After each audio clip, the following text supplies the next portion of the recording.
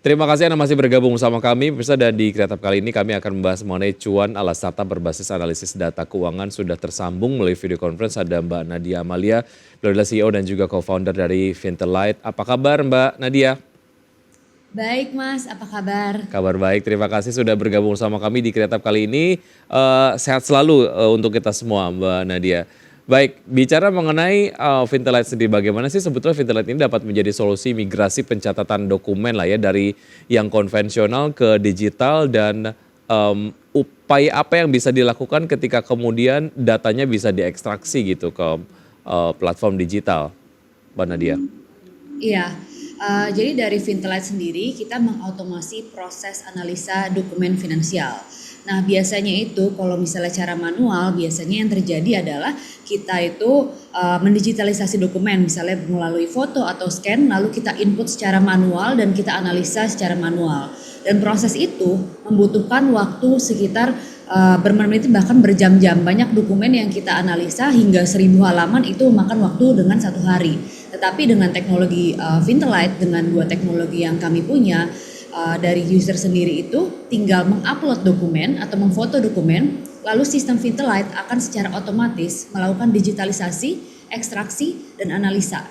Jadi proses yang tadi memakan waktu hingga berjam-jam, 7 jam, kami bisa mempersingkat proses tersebut menjadi 45 menit saja. Jadi rata-rata kita lihat 5 kali lebih cepat dibandingkan proses manual dengan full kita input manual. Oke, karena yang ada di benak kita kalau bicara mengenai digitalisasi, data-data ataupun mungkin apa ya, dokumen-dokumen finansial gitu ya seperti invoice dan lain sebagainya, itu hanya men-scan begitu ya, kemudian untuk mengolahnya kita harus menginput secara manual gitu ya, mesti diketik satu-satu dan sebagainya. Tapi sementara dengan Vintelite-nya sendiri tinggal di-upload begitu kurang lebih, kemudian diekstraksi dan juga ini bisa langsung dianalisis gitu ya?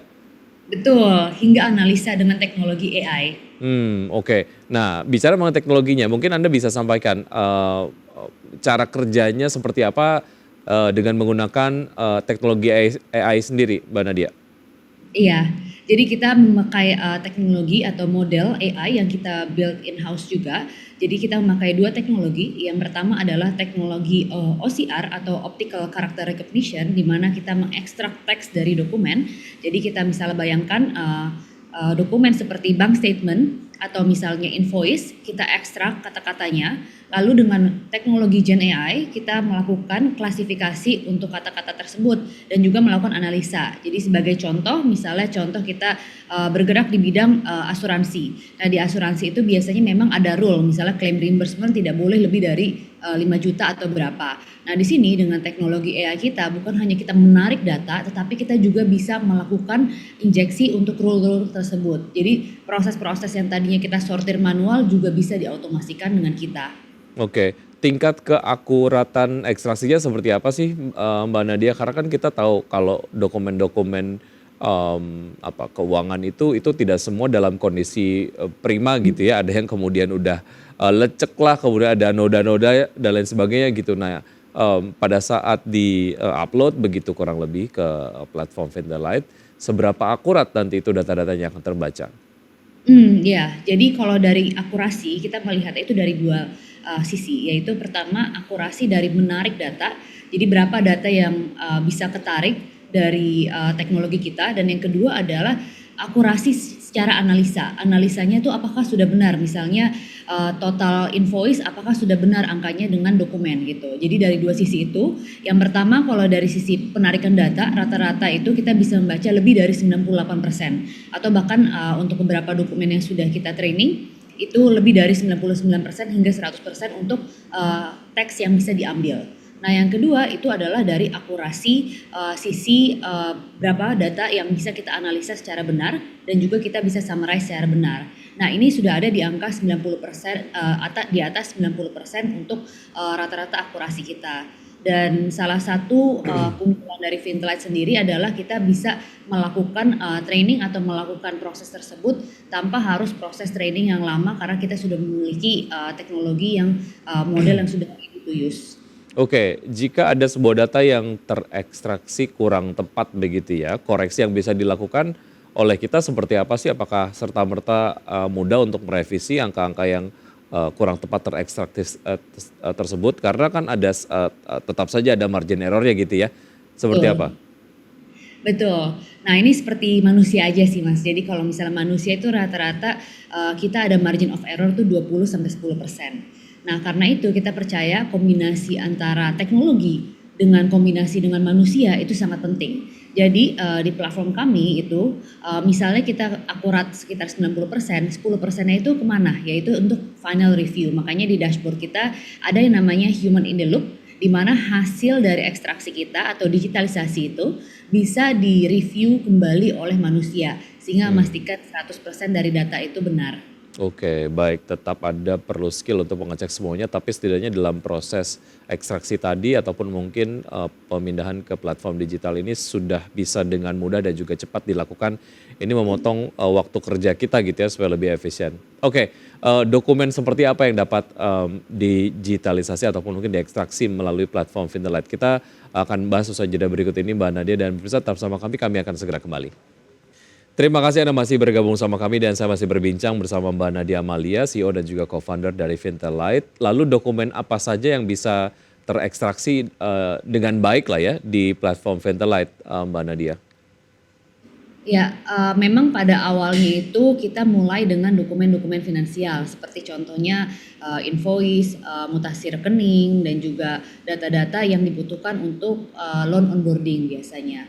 Namun sejalannya usaha, kita juga menambahkan beberapa dokumen lain dan salah satu keunggulan Finterlight adalah kita bisa melakukan otomasi to any kind of documents. Jadi dokumen apapun itu bisa diautomasi melalui no-code dashboard kita. Jadi misalnya bahkan ada klien-klien kita yang ingin mengautomasi kayak kontrak legal dan lain-lain, unstructured dokumen seperti itu juga bisa kita lakukan melalui platform kami yaitu no-code dashboard yang dimana mereka bisa langsung mengautomasi tanpa perlu coding atau training.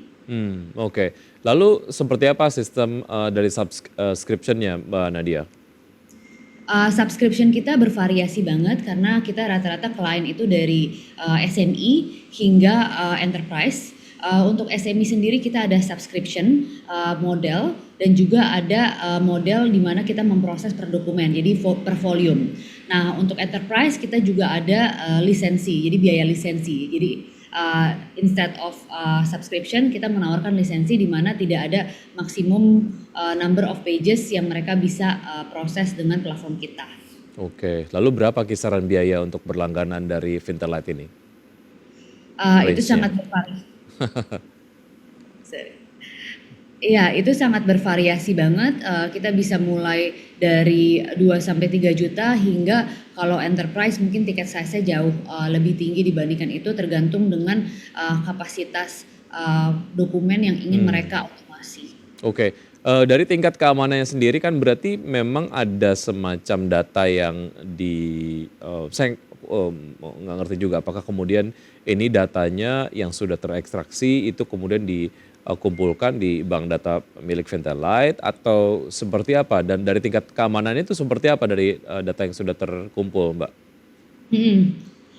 Ini juga salah satu yang kami sangat utamakan khususnya dari privasi dari data tersebut karena memang sebagai startup berbasis keuangan data itu menjadi sangat penting. Nah, karena itu kami sendiri sudah berlisensi ISO 27001 dan juga kita juga memiliki lisensi dari Kominfo juga dan juga secara internal yaitu dari Finterlight kita mendukung beberapa deployment dari data. Sebagai contoh untuk klien-klien enterprise kita itu data tersebut tidak pernah keluar dari sistem mereka. Jadi kita memasukkan sistem kita ke sistem ke bank data mereka sehingga data tersebut tidak pernah keluar. Ini salah satu juga yang kita tawarkan secara aktif juga ke klien bahwa kita memiliki opsi tersebut sehingga privacy data mereka itu menjadi sangat aman. Dan juga untuk SME juga untuk yang opsi cloud kita bisa bilangnya yaitu di mana bank data itu masuk ke tempat kita itu memiliki salah satu fitur untuk data retention yaitu berapa lama kita keep data itu sebelum kita musnahkan seperti itu. Jadi untuk treatment data sangat amat kita perhatikan. Oke, betul-betul diperhatikan dan juga diamankan begitu ya. Sejauh ini kliennya sudah berapa banyak dan sejauh ini apakah sudah profit ataupun ada target soal profitabilitas Mbak Nadia? Iya, Untuk klien kita ada sekitar lebih dari 20-an klien untuk sekarang, dan juga untuk klien kita memang rata-rata di bidang enterprise ya, untuk saat ini. Dan kita ini, untuk sekarang lagi menuju profit karena, tahun ini kita juga lagi ekspansi untuk membawa produk AI berbasis Indonesia itu ke luar negeri, yaitu ada beberapa market yang sekarang kita masuki, yaitu dari Singapura, Malaysia hingga, Middle East juga untuk Oke, market. baik. Di sana ada startup serupa juga atau baru satu-satunya di negara-negara yang Anda tadi sebutkan? Hmm. Ada beberapa opsi lainnya, khususnya Mhm, untuk startup ada sekitar 2 sampai 3 opsi untuk mhm, negara-negara tersebut. mhm. Oke, target jangka pendek dan juga jangka panjang dari Ventilite seperti apa? Hmm. Kita punya 2 target, makanya itu tadi saya sempat bilang bahwa salah satu, kita lagi menuju profit dan juga, penyebab di antaranya adalah karena kita memang sedang, ingin ekspansi untuk negara-negara lain, yaitu negara, Southeast Asia dan juga, Middle East, dan juga di-share untuk, ke Amerika juga di akhir tahun ini. Nah, yang kedua adalah pengembangan teknologi lebih lanjut, khususnya dari Vintalite karena mengakomodir juga kebutuhan dari luar negeri. Kita akan mengembangkan beberapa produk-produk turunan khususnya di bidang keuangan untuk mengakomodir kebutuhan klien-klien kita di luar negeri dan di Indonesia. Baik, semoga berbagai macam target yang dimiliki oleh Vintilite ini dapat terlaksana dengan baik dan juga dapat memberikan banyak sekali manfaat terhadap dunia usaha begitu ya dan juga untuk klien. Mbak Nadia, terima kasih sudah bergabung bersama kami. Sukses untuk Anda. Sampai jumpa. Sukses, terima kasih. Baik, dan pemirsa sebelum kita akhiri Power Breakfast kali ini kita akan simak kembali pergerakan dari IHSG di pukul 9:28 waktu Indonesia bagian Barat. IHSG sejauh ini bergerak menguat 0,47% di level 7.684,926 dan pergerakan sektoral sejauh ini untuk sektor teknologi masih memimpin penguatan dengan penguatan 1%. Top gainers ada Pandi, BRMS, Brand, Bristoba, SMG, RSA, United Tractors dan juga BRPT. Dan top losers ada Humi, SMIL, Film, Unilever, Mari, Auto, Akra, kemudian juga ada ABMM dan juga BSML.